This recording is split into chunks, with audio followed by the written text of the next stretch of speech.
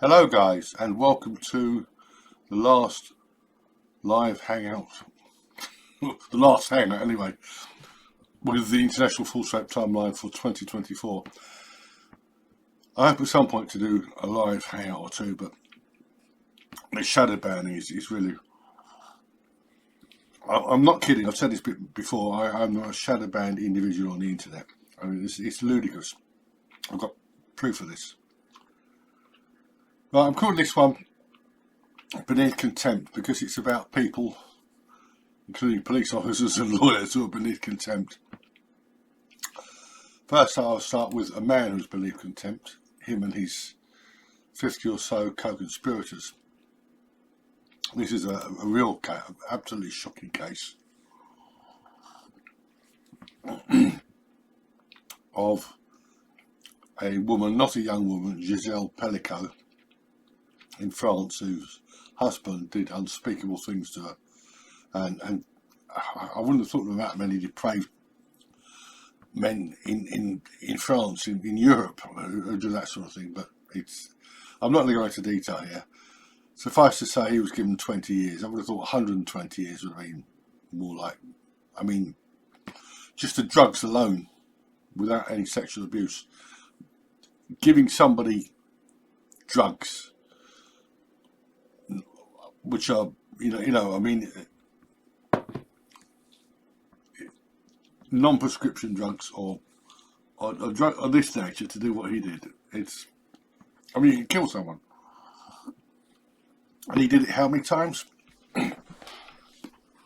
So I would have thought 120 years wouldn't have been an excessive sentence, but and of course the feminists are loving this, though they really are. Right. Lady Colin Campbell has made Giselle Pellicot Woman of the Year. Strange award, but sorry, Lady, but for yeah, I agree with that. And she's also made Donald Trump Man of the Year, and I think he's the man of the millennium so far. What they've done to this man is just absolutely outrageous. Absolutely outrageous. One of his staunchest defenders is Tim Pool. Pool wasn't originally a Trumpite, but like me, he was. Well, I was impressed with Trump from the beginning of his presidency, but when Trump walked into no man's land and met the Korean leader, that really struck a chord with Pool. Partly, I think, because his mother is Korean or half Korean. It doesn't look it, but and that, I mean, that really struck cool with him. But recently, he had this gullible leftist on his program who, I mean, this guy was talking such garbage. Young bloke, totally thick, and Tim was on fire. He absolutely roasted him, and there's been. The cut's gone viral. I'll upload my own cut at some point. But after that, he mentioned the E.G. and Carroll case, and he asked him, "Do you believe E.G. and Carroll?" And this kid says, "Yes." Well, this is Tim's response. It's 1 minute 32 seconds, but it's absolutely classic. Do you believe that technically? Story?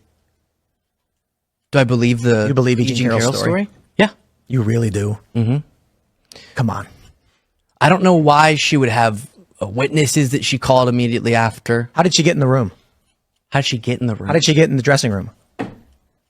Bergdorf Goodman locks the dressing rooms. I'm assuming it was open. No, they don't know.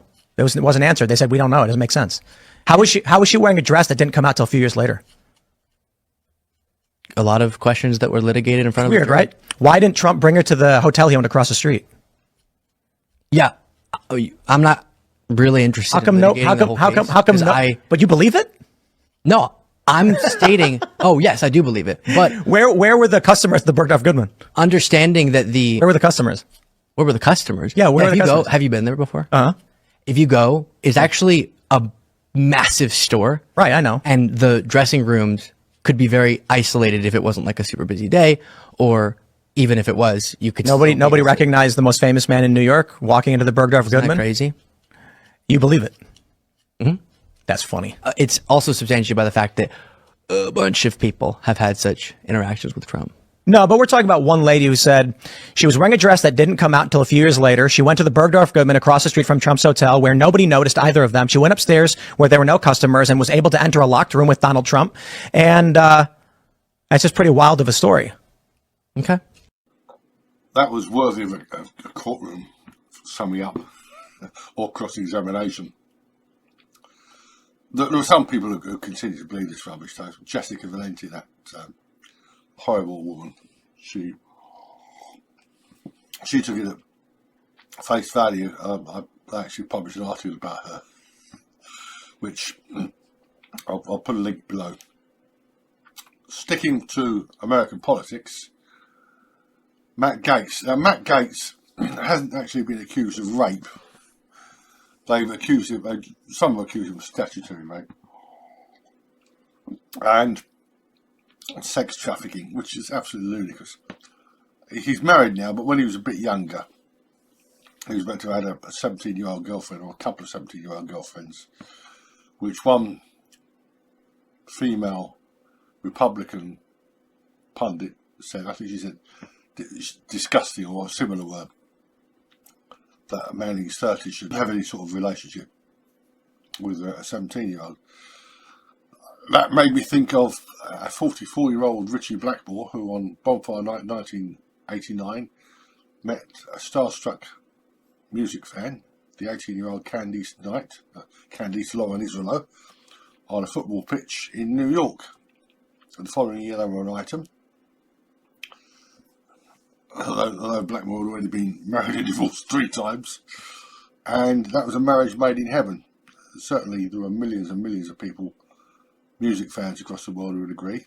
It's a bit of an age gap, but I mean, Gaetz comes from a wealthy family. He's extremely wealthy himself. His parents are, and he's intelligent, handsome, charismatic. An alpha male. I've finally found contentment being a sigma male, but that's another story. Women, females flock to men like that. So do men. They want to be around them. And it's a men like that inspire loyalty and I won't say hero worship, but I mean Trump. Lots of men identify with Trump. And apparently he sent these girls money at some point. Well, whatever. Why is a 17-year-old going with an older guy? I mean, what does she bring to the table? What does he bring to the table? A pundit, Uncivil Law, has commented on this. And he said, I mean, if a guy buys dinner for a woman, is that equating that with prostitution? Whisk her away for holiday or whatever. It's ludicrous. It's absolutely ludicrous. These girls are not prostitutes, and Gaetz is no pimp. Most other things like smoking stuff he shouldn't smoke, but it's ludicrous hate campaign and trafficking. I mean, if he buys a ticket for a girl, for a 17-year-old to another state, that's absolutely ludicrous.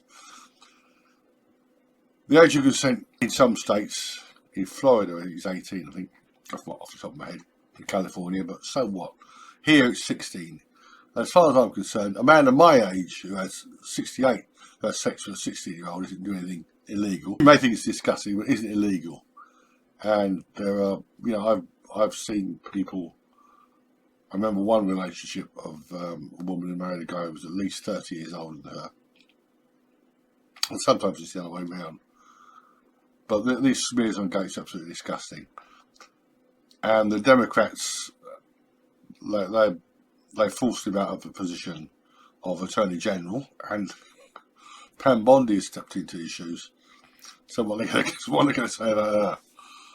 So Gaetz will continue to do sterling work for the Republicans, for the Trump party now, because the Republican Party, as its was. I mean, in 2008, I would have voted for Obama, because I actually wrote in support of Obama in 2006, at the end of 2006, because the Republicans were just warmongers, and now it's completely reversed. The Democratic Party's going insane, absolutely insane. Open borders, surgical mutilation of the young, all sorts of, I mean, totally insane. And they're destroying America the same way that the Starmer gang are destroying Britain. And in Starmer's case, it's deliberate, but that's enough politics. I move now to Jay-Z. Jay-Z is his stage name. His actual name is Sean Carter, and he's the husband of Beyonce Knowles. About 12 years older than her. And some idiot made a thing about that. Oh, they're a terrible age difference. The age difference, yada, yada, yada. Well, no, 12 years isn't so great. Prince Charles was 12 years older than Diana when he married her. And, well, I mean, what can I say? The guy's, without being unkind to his current wife, the guy's got no taste in women. Diana was wonderful. I saw her in the flesh once. JC has been roped into this Sean Combs. Sean Combs, not Combs, Combs. I was tempted to call him Combs for some reason. Sean Combs, who is currently residing in what we would call Her Majesty's Pleasure, only in New York. The allegations that have been made against Combs, I mean, some of them, many of them, as I've said before, I have a whiff of fantasy about them, including the male rapes. Megyn Kelly's discussed this. Jay-Z has been accused by a woman who, let's put it this way, her story is already crumbling. And he's issued a statement on Twitter, or what used to be called Twitter. I'm going to read this in full, and I will add it to the transcript of the timeline, the transcript of this hangout. My lawyer received a blackmail attempt called a demand letter from a lawyer named Tony Busby. What he had calculated was the nature of these allegations, and the public scrutiny would make me want to settle. No, sir, it had the opposite effect. Exclaim. It made me want to expose you for the fraud you are in a very public fashion. So no, I will not give you one red penny. Exclaim, exclaim. These allegations are so hideous in nature that I implore you to file a criminal complaint, not a civil one. Exclaim, exclaim. Whomever would commit such a crime against a minor should be locked away. Would you not agree? These alleged victims would deserve real justice if that were the case. This lawyer, who I have done a bit of research on, seems to have a pattern of these type of theatrics. Exclaim! I have no idea how you have come to be such a deplorable human, Mr. Busby, but I promise you I have seen your kind many times over. I am more than prepared to deal with your type. You claim to be a Marine? ? Exclaim. Marines are known for their valour. You have neither honour nor dignity. My only heartbreak is for my family. My wife and I will have to sit our children down, one of whom is at the age where her friends will surely see the press and ask questions about the nature of these claims, and explain the cruelty and greed of people. I mourn yet another loss of innocence. Children should not have to endure such at their young age. It is unfair to have to try to understand inexplicable degrees of malice meant to destroy families and human spirit. My heart and support goes out to true victims in the world, who have to watch how their life story is dressed in costume for profitability by this ambulance chaser in a cheap suit. You have made a terrible error in judgment thinking that all celebrities, ? Are the same. I'm not from your world. I'm a young man who made it out of the project of Brooklyn. We don't play these types of games. We have very strict codes and honour. We protect children. You seem to exploit for personal gain. Only your network of conspiracy theorists, fake physics, will believe the idiotic claims you have levied against me that, if not for the seriousness surrounding harm to kids, would be laughable. I look forward to showing you just how different I am. When I started reading that, my colleague phoned, so I had to cut off. So anyway, I'm not persuading him to come to Trafalgar Square with me on New Year's Eve, but that's beside the point. Firstly, I wouldn't call this a blackmail attempt. I call it extortion. Blackmail is if you've done something wrong. And this is clearly extortion. Calls himself a young man when he isn't so young now, is he? Having said that, I take the point. Allegations of that nature should be reported to the police, and they should be reported to the police as promptly as possible. And these women should not be permitted to file civil suits anonymously. I've said this before, and I keep saying it. In a criminal case, there can be some anonymity. I think, as far as celebrities are concerned, should be anonymity before charge. Otherwise, you get all these lunatics crawling out of red woodwork. And here there have been so many, just ludicrous, absolutely ludicrous. Megyn Kelly has discussed this case with a couple of lawyers. She was a lawyer herself, and one of them said that this guy started off as a drug dealer. Well, he's done well for himself, obviously. So he got out of the projects or whatever, and I don't believe a word of this allegation. I mean, as I keep saying it, real victims should file police reports. If a guy is convicted of rape and then she wants to take a civil case, if it's an unambiguous case, yeah, fine. But this is no, and it's, you know, I mean, and as this woman, there's been an interview with her, and her father hasn't backed up one of her claims. No, I don't believe a word of it.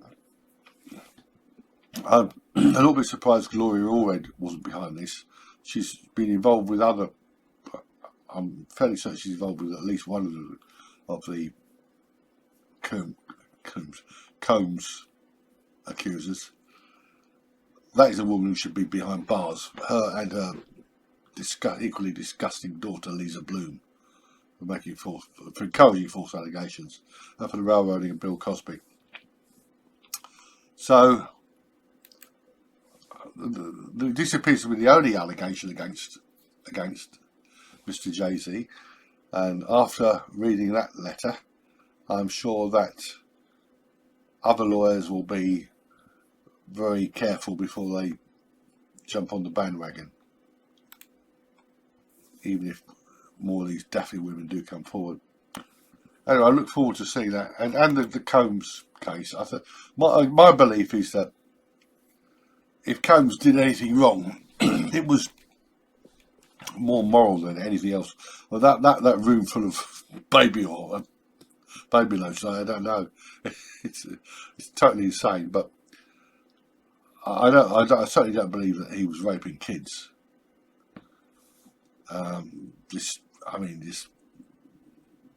You know, where's the physical evidence? Yeah, where is it?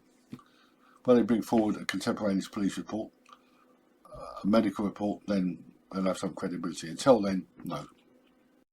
Right, next is another celebrity, Garth Brooks. I mentioned this before. On Civil Law has read that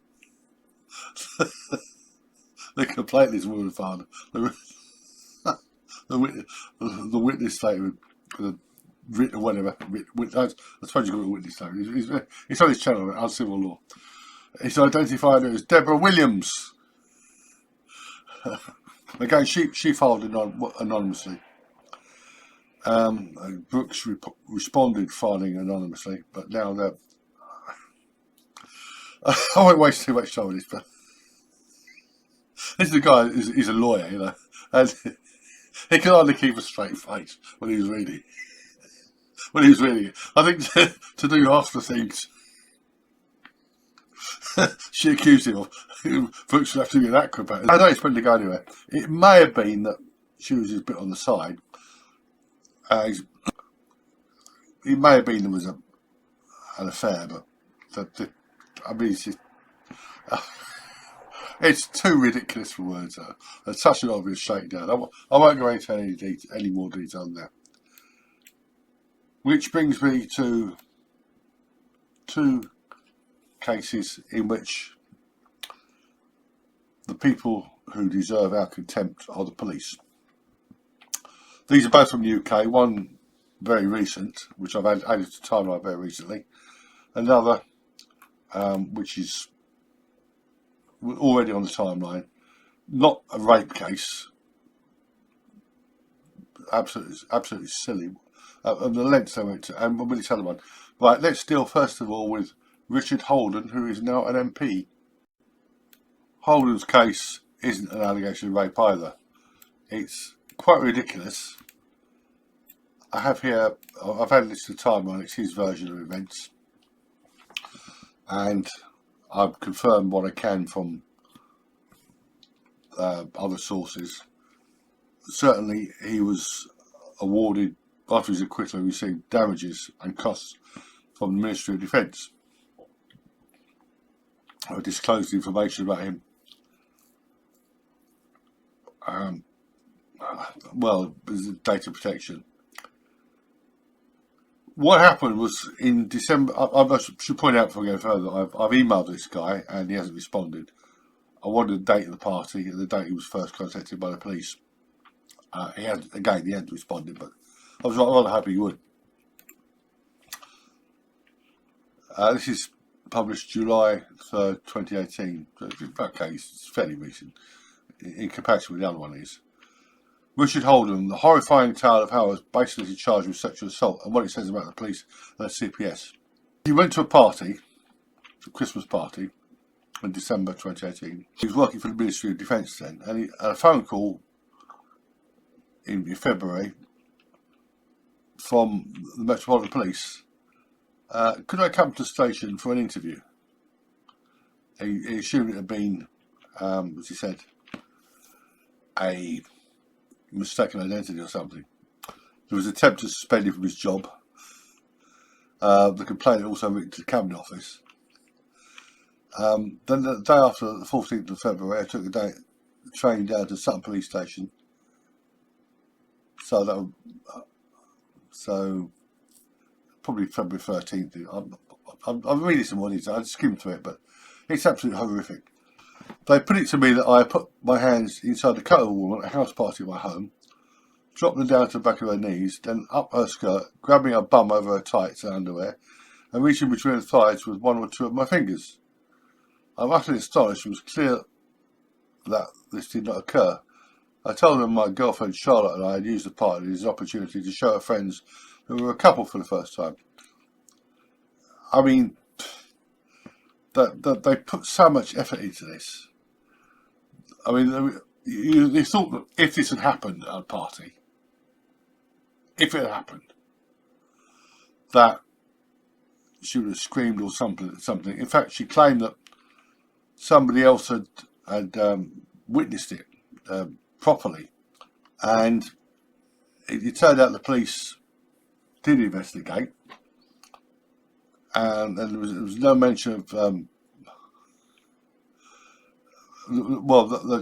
they questioned two of his friends, a married couple, and they said, "What? You serious?" And I mean, it's absolutely ludicrous. And they didn't disclose this. It's just, anyway. The jury asked for a demonstration. What was alleged to have happened doesn't seem to be physically possible without me having either bent down or fallen over. There is no demonstration. The person who left the party with the complainant is called as a prosecution witness. How did the defendant leave the party? Mr. Holden gave her a hug, released her, and we left together. Could you describe the hug? Yes, he hugged her over the top of her clothing like this. Did anyone shout or scream anything at the party? No. Did anyone drag anyone off anyone? No. Did Mr. Holden approach a group of you, her and other friends, hugging and complimenting her right through the night? No. I mean, this is a prosecution witness. And then I walked her home from the party. She says on a scale of being mildly tipsy to people you see plus on a Saturday night, he very much, at the time, they walked home from the party at 3:30 a.m. to a flat in South London where her husband was. He had happily left her at the party at 1 a.m. She says she saw no one scream or shout or saw any commotion as suggested. I noticed the jury exchanging bemused glances with each other. Statements were then read from other people the complainant spoke to, making the allegation. Each is significantly different. In one instance, a complaint made by her to the now Home Secretary, I'm said to have grabbed her bare flesh hard and nobody would have seen it. And another, a bystander, dragged me off and screamed at me, causing a commotion that everyone would have seen. In another, it was two bystanders who pulled me off. It's just ridiculous. Anyway, I take the stand for 2 hours.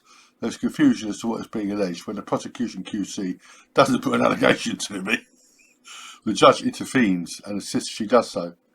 The jury look increasingly shocked that this trial is taking place at all. It's statement for party goers, and this is absolutely ludicrous.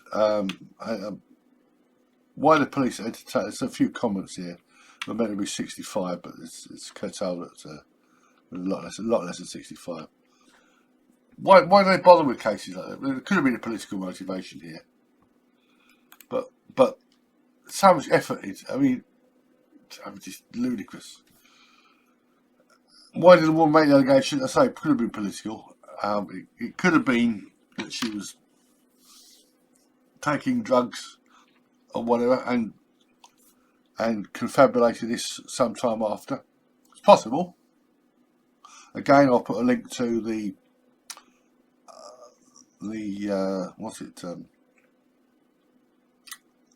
Rodney Anderson case from Norman, Oklahoma. I mean, that is, this is how these things sometimes happen. But maybe she was just lying. I don't know. It's just, but why would the police entertain something like this? Because they're cunts. That's why. And here's another one from the previous year, which is on the timeline already. This concerns David Pattison, who's a businessman. He met a woman in a bar. Well, it was just a business meeting. He met a group of women in a bar. He was outsourcing stuff for his business, and he met a number of women there. That was on May 17, 2017. On July the 6th, she went to the police and claimed that he had assaulted her, and it was sexual touching, basically. He claimed that she claimed that he'd touched her neck and kissed her on the cheek outside the bar. I've linked to the video here, which I've uploaded to the Internet Archive. April 9th, 2019, he goes on trial. Initially, he was charged with common assault, and they added a charge of sexual touching afterwards. And it's, I'll put a link. I'll put a link to the entry on the timeline as well. And the delay was obvious. A delay of nearly 2 months for CCTV to disappear. Why would they do this? Because they're cunts. I like to compare these cases with the grooming gang cases and with Operation Nutri. Well, compare Operation Nutri and this with the grooming gang cases, because they went to such extraordinary lengths to destroy. They destroyed Rolf Harris, for example, and I'll put a link to the Rolf Harris tribute site, as well as my involvement with the Rolf Harris case. The reason he died a free man. That's me and William Merritt. And at the time this was happening, vulnerable girls in various parts of England were being sexually abused on an industrial scale. There were actually murders as well. There were murders.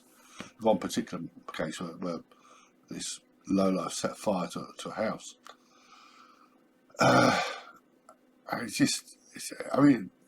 The police are utterly beneath contempt when it comes to this. There's talk now about two-tier policing and being politicised.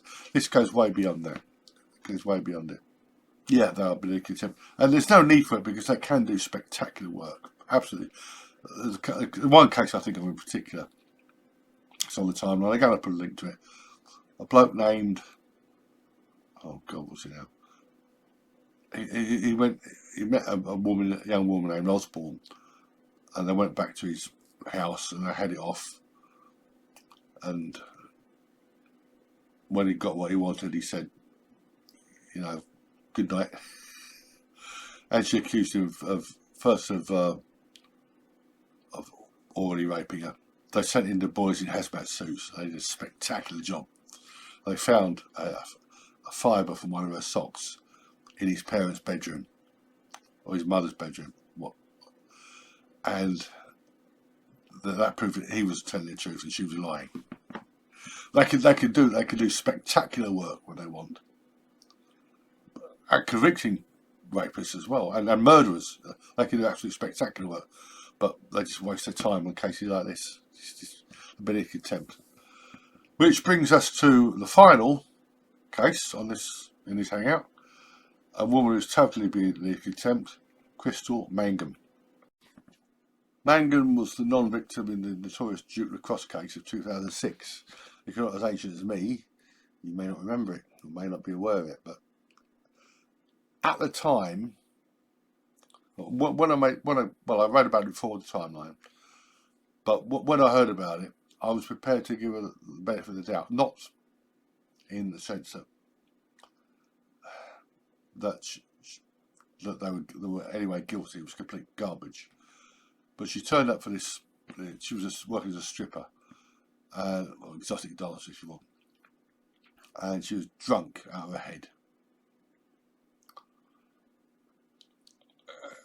Certainly after the Rodney Anderson case came to light, and the other stuff and research I've done on alcohol and memory and flashbacks, I was prepared to I'm not giving the doubt for the subsequent murder of her boyfriend, for which she's still in prison.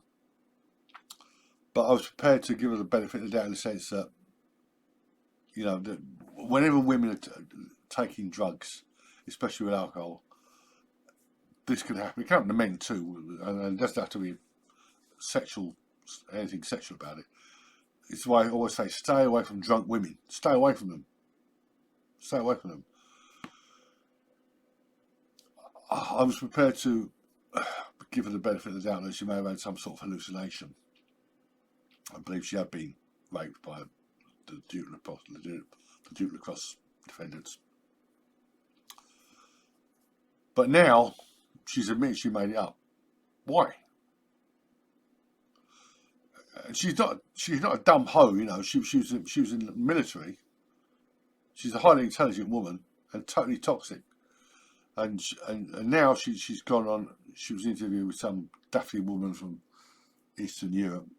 I'll play the video.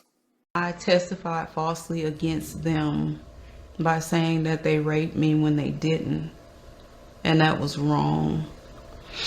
And I betrayed the trust of a lot of other people who believed in me.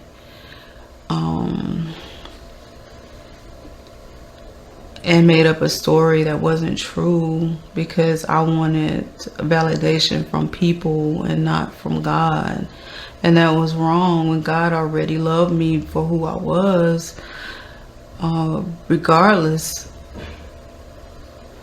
I didn't need to seek validation from him because I already had validation from him. I just didn't know it.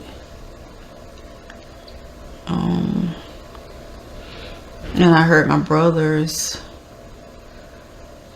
And I I hope that they can forgive me, and I want them to know that I love them and they didn't deserve that, and I hope they can forgive me. And that I hope that they can heal and trust God and know that God loves them, and that God is loving them through me, letting them know that they're valuable and that they didn't deserve that. Make of that what you will. Anyway, better late than never. Better than never, you know? So, that is people beneath contempt. Mangum is beneath contempt. I know she may be... I don't know how much of this Jesus stuff is genuine, but stay away from women. Stay away from her, you know? But this is just... So many people's lives are destroyed over lies and trivialities. Not only the men who are falsely accused, but families, relationships. For what? I mean, the Holden case, and the Patterson case. What? Why did the police do? I know, because they're cunts. I know, I've said it, but it's just absolutely insane. Anyway, I'm gonna edit this and put it together, and I will add this to my False Rape Timeline channel. I added the previous one to Substack, but what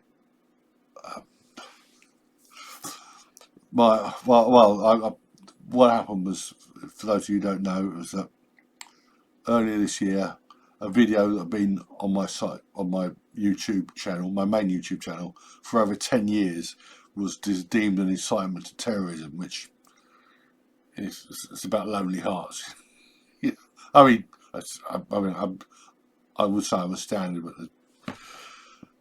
so I'll put this on the False Rape Timeline channel, and then next month, earlier next month, I'll add it to these archives as well, and to BitChute, and I'm posting my videos all over the place now. So I hope you like that. I hope some of you can, if you don't want to click the buy me a coffee button, I hope that some of you at least visit the timeline, which has got well over 6.5, well over 6,000 entries. I'm sure how many it is. Let me have a look.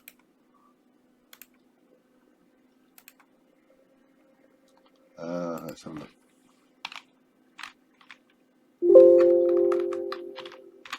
That was me hitting the wrong key. well over 6,200 entries. They're not all false allegations of rape. There were some genuine rapes on there. There's false allegations of indecent assault. There's articles from academic journals and whatever. But there's well over 6,000 cases dating from 1674, first one. The Old Bailey proceedings started in 1673. It says 1674 to 2015, but there are a lot of more recent allegations. Which the last one, on the timeline at the moment, the last dated one is what is it? July this year. A woman was allegedly raped in Sanders Park, Bromsgrove. And there's one before that, July the 14th, from India. There's very few from this year. I like to wait a while to see the cases played out, because not all. Well, I like to be able to put the whole report on. Anyway, please visit the International False Rape Timeline. Spread the word, and I will hopefully see you sometime in the new year.